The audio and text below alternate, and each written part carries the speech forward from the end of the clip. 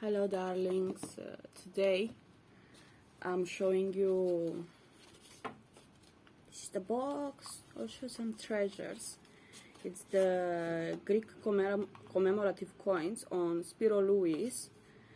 This is the proof, this is the certificate, okay, certificate, okay, this is the box.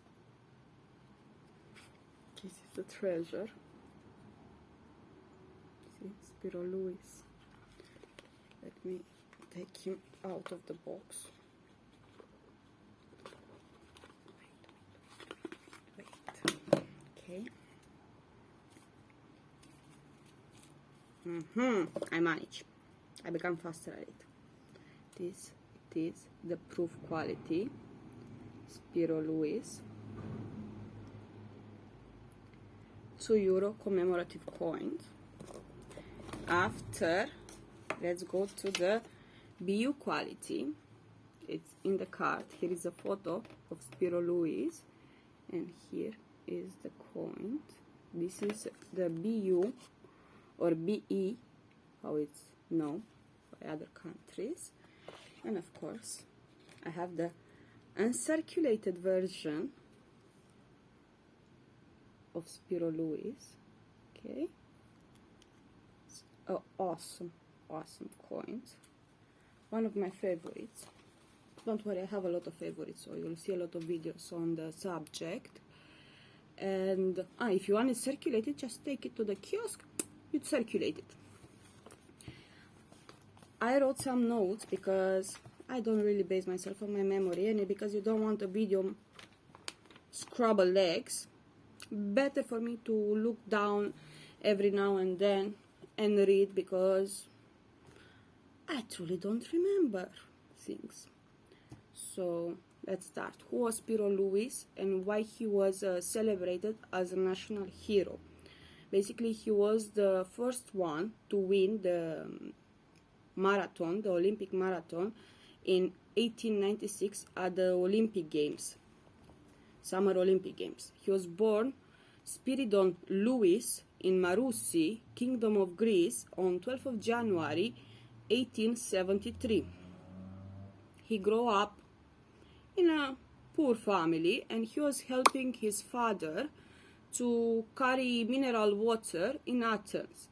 At that time, Athens had a bit of difficulty because they didn't have a central water supply, so he was helping there, carrying water, running all day, up and down.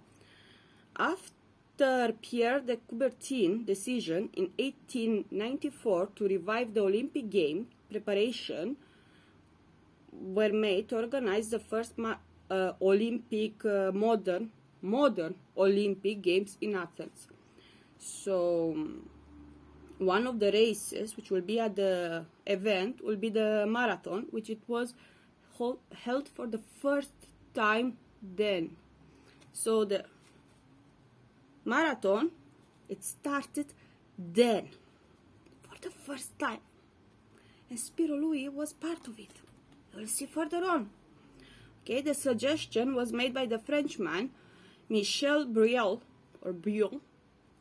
I'm not good at pronouncing French, who was inspired by the legend of the messenger Phidippides, who ran from Marathon to Athens to announce the victory on the battles of Marathon.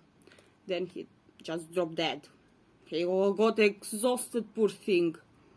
Of course, Greeks, they were really excited, enthusiastic about the new event, so the decision to hold qualifiers for the marathon was made then.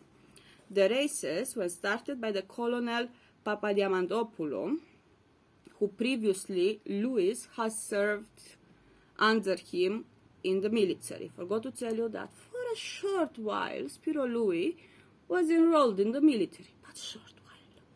He didn't really like it. The first qualifying race was held on 22 of March and was won by Harilaos Vasilakos in 3 hours and 18 minutes. Spyros Louis participated in the second round 2 weeks later, and he made it on the 5th place. Papa Diamantopoulos knew that Spyros Louis had talent for running, so he convinced him to try it out.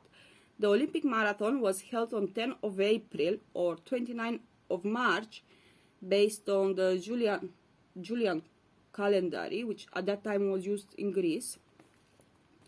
Colonel Papa Diamantopoulos gave the start sign for the marathon.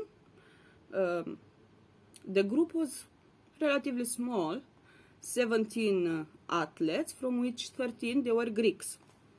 So the marathon was held over a dusty dirt road, along which lots of Greeks gathered to watch.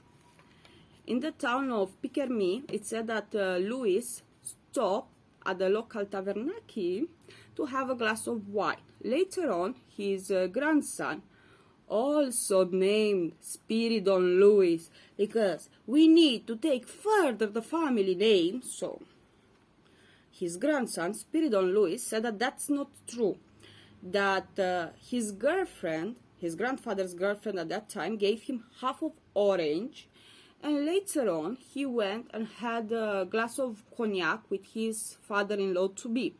So shortly he went for the marathon. He stopped to give a kiss to his girlfriend at that time, fiancé, had a glass of cognac, and he went running. Drosero. Yes. Refreshing. Okay. After asking for the advances of the other runners, he said that before the end, he will overturn them. In the lead at that time was the Frenchman Albin Lermousseau. After 26 kilometers, he got exhausted and abandoned. Then the lead was taken by the Australian Edwin Flock, also known as Teddy. But he was not used on running long distances, so after few kilometers he just collapsed. Then the lead was taken by Spyros Louis. And of course, during the marathon was tension between the Greeks. You know, lots, passion, we want to win. And when the news came that Spyros Louis is the lead, they start cheering, Elene.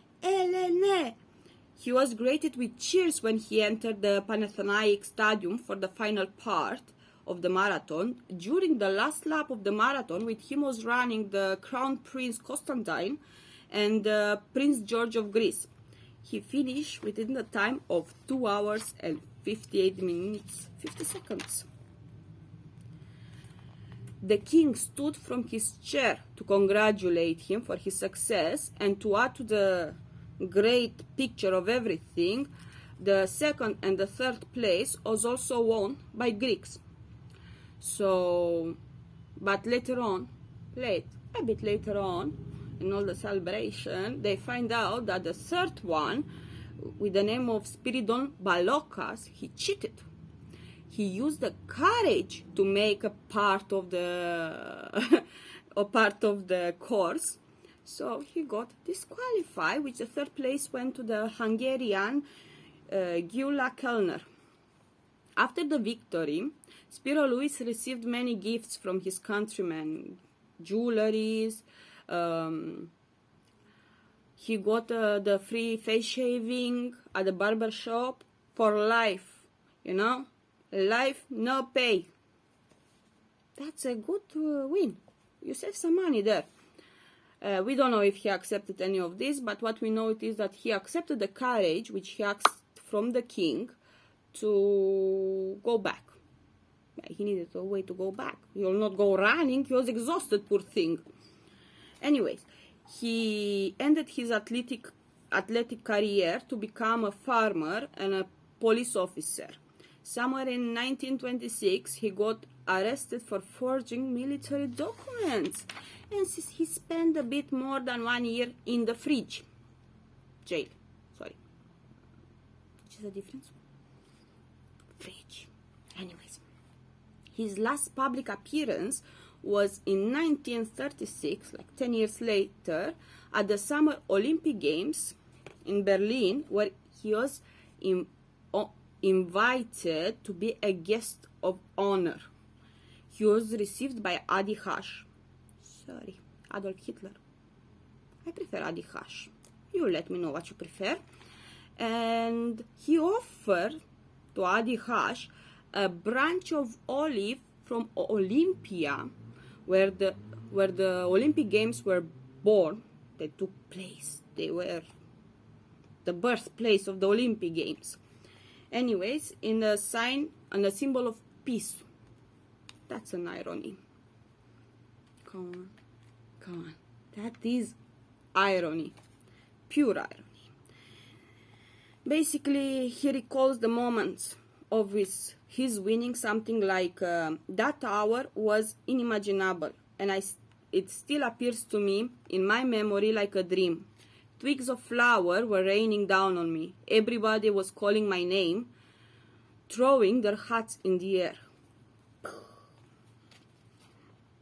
On the 26th of March, 1940, at the age of 67, he said goodbye to this world, and he went on the other side of energy. The silver cup that he received when he won the Olympic Games, the Olympic Marathon, it's displayed at Stavro Niarchos Foundation Cultural Center in Athens. What we have survived from him, it is the metaphor, the expression to become Louis in English. In Greek, Ginnume Louis. Later on, it got romanized, Iome Louis. It's used as a metaphor to disappear by running fast. So, hope you enjoyed it. Now, Ero Iome Louis. Bye bye. See you in the next one.